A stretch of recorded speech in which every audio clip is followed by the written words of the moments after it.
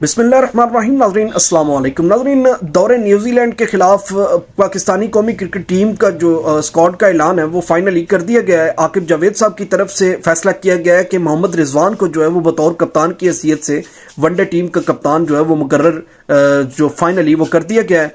और पता T20 squad में जो है वो तब्दीलियाँ देखने को मिली हैं। सलमान अली आगा को T20 का कप्तान बना दिया गया है और शादाब खान को जो है वो नायब कप्तान के तौर पर जो है शादाब खान का नाम जो है वो मुकर्रर कर दिया गया है। और ऑलराउंडर के तौर पर जो है वो अब्दुल समद को शामिल कर दिया गया है टीम में। और इब्रार अहमद को स्पिन बॉलिंग के तौर पर T20 स्क्वाड का हिस्सा बनाया गया है।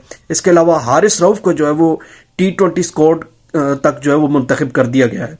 मतलब कि हारिस रऊफ जो है वो फास्ट बॉलर हारिस रऊफ जो है वो T20 स्क्वाड तक की जो मुंतखब किया गया है। ये नाजरीन आकिब जावेद साहब की तरफ से फैसले किए गए हैं। देखते हैं अब इन फैसलों का रिजल्ट जो है वो 2-3 जो खिलाड़ियों की तब्दीली का जो इन्होंने करनामा से अंजाम दिया है, देखते हैं इनके नताइज क्या देखने को मिलते हैं। बहुत शुक्रिया।